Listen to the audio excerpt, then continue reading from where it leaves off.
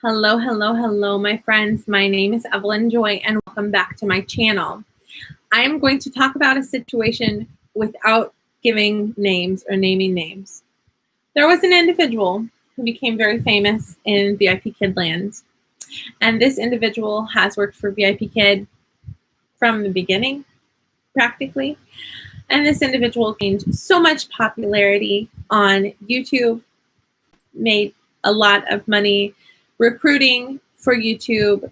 I'm recruiting for Vipkid, has worked for Vipkid a long time, has traveled to China, has met students, loves Chinese people, has taught many, many classes with Vipkid, recruited many, many people for Vipkid, even had, a training thing for teachers, helping teachers to make more money on the internet and stuff. And she made a lot of money, but she was always a positive person, and always, I'm talking about her in the past tense, like she died or something. She just lost her job as well. So this individual had a profile picture from 10 years ago where she was making a gesture that seemed like it was making fun of Asian people, right? And it had a comment below it, like making fun of their accent.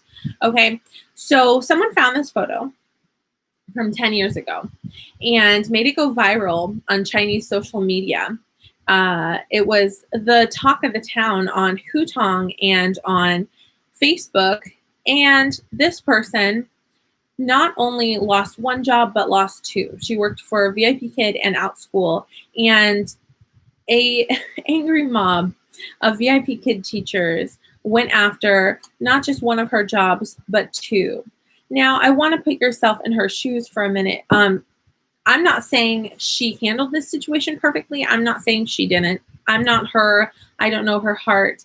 But I know that this person is not a racist, but was accused of it and may or may not have handled apologies correctly. But I think that it is wrong for you to, not you, but you, the collective mob that went after this person and both of her jobs. I think it was wrong to judge someone when you yourself are imperfect. If you're a Christian, which you probably may be, may not, probably not. I don't know.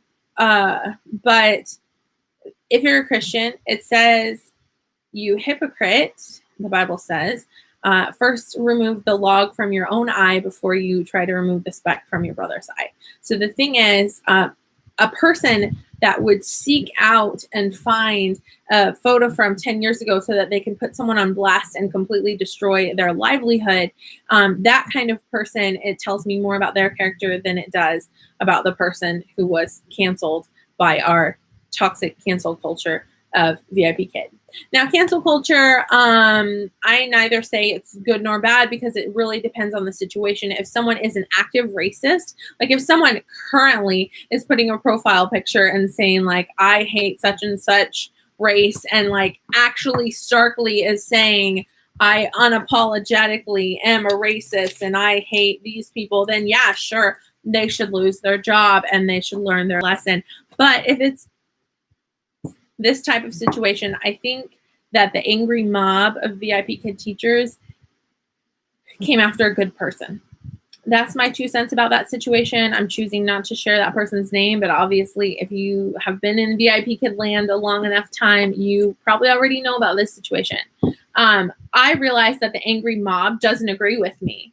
There have been Vipkid teachers in groups on Facebook, this is so toxic, that just simply tried to say their 2 cents defending this person, and they've been kicked out of groups. And they've been, it's like this culture, this cancel culture, doesn't even let you say anything in defense of someone who's being attacked by the angry mob. And I think that no matter what side you're on, okay, in any political debate, in any situation, if you're in the angry mob that's attacking people, you're in the wrong. Even if the point of the angry mob from the beginning, and I'm not saying it was or wasn't, what situation or what, even if the angry mob in the beginning was correct, even if they're going after a racist, when you are in an angry mob, bent on destroying someone's livelihood or someone's life, you're never in the right, even if you started off in the right. Okay. So no matter if you take one side of the fence or the other side of the fence on vaccines, should they be forced upon people? Should they be optional? Whether you take right or left side of the fence on who you should vote for president. The point is, don't be in an angry mob, okay? Whether you're in the right or in the wrong, don't be a part of an angry mob. And if you see everyone on the internet attacking one person, either don't participate or risk getting attacked yourself and stand up for the person. Think of it like this, okay? When I was in not elementary school, when I was in school, let's say, okay, let's talk, the best angry mob situation that I've been in would be high school. Okay, so in high school, at lunchtime and before school and after school, I tended to hang out by myself, usually with my Bible, reading it at public school, so I was an outcast. I was known in high school as the girl that always went around promoting the after-school Bible study that hardly anyone attended, okay? So I was not the cool kid. Well, there was a big group of popular girls. Well, they weren't like cheerleaders. They were like mediocre popular girls. There was a big mob, let's say, of girls. And they decided to target me because look at that weird girl that's always by herself, right?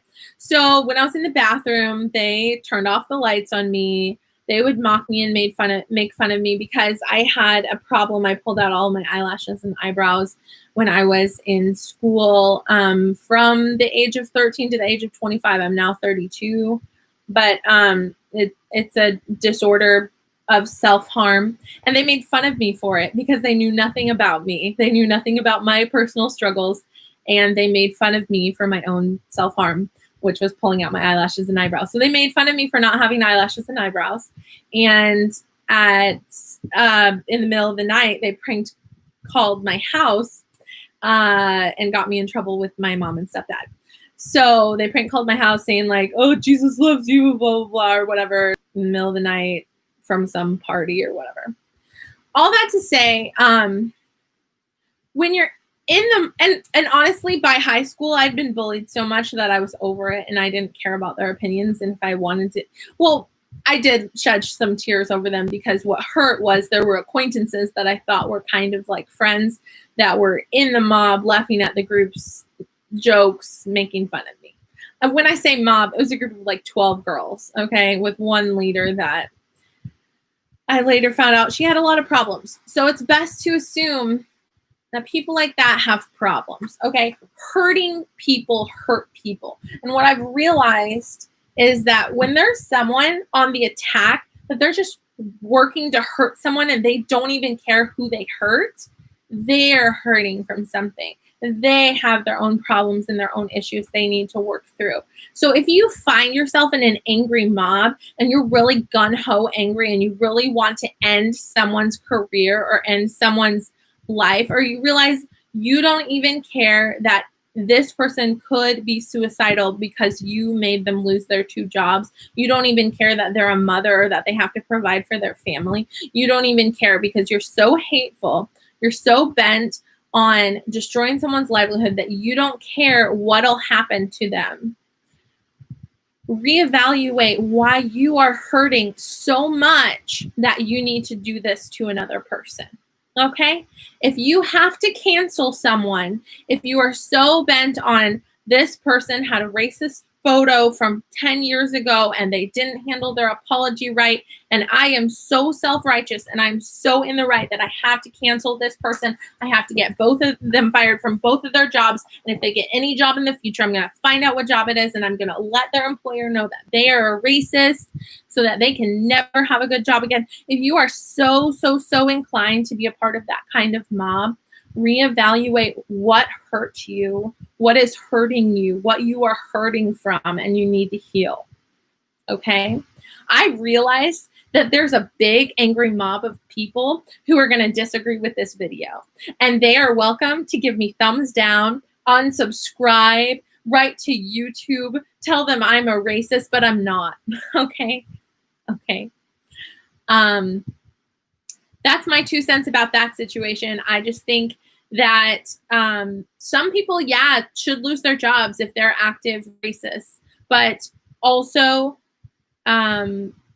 be careful if you're a part of an angry mob trying to cancel someone, because who's to say that that angry mob won't find some picture of you and spin it in a way that you're a racist? Okay? Who's to say that they won't find a tweet from you or any sort of post or any sort of comment you've said in the past and say, you're a racist? And suddenly, when the angry mob's coming after you, suddenly it's unjust. And suddenly it's not fair. And suddenly it's unjustified when it's you that you're in that position. Okay? So don't trust the angry mob. If you're a part of it, just so quickly they will turn on you on a dime. If the mob decides that you're the enemy, you're no longer a part of their mob. Don't think that you're protected because you're a part of a mob. Okay? Did any of this make sense? Maybe not. But don't follow a mob mentality, whether you're in the right or not. Okay? So that's my 2 cents about VIP kid cancel culture. You can all stop getting on the internet, stuck in quarantine, judging people, feeling so angry. Work on yourself, get off the internet, log off, work out your own issues, stop attacking people, stop trying to get people fired from every job they've ever had, stop trying to ruin people's reputation. You look like a bunch of kindergartners. Have a lovely day. Bye.